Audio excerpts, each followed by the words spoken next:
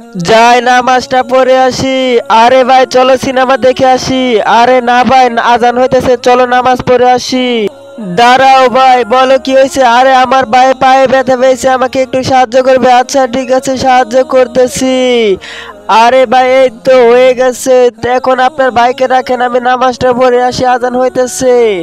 আরে এবারও তাকে থামাতে পারলাম না। আরে এখন আবার কে ফোন দিল?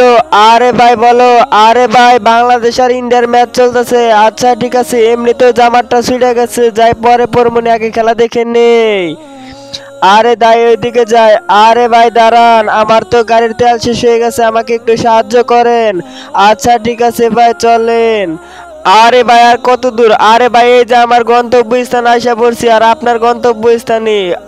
আরে আমি তো আবার মসজিদে আইসা বললাম। যদি আপনি নামাজটা মন থেকে পড়তে চান তাহলে কোনো শক্তি আপনাকে বাধা দিতে পারবে না।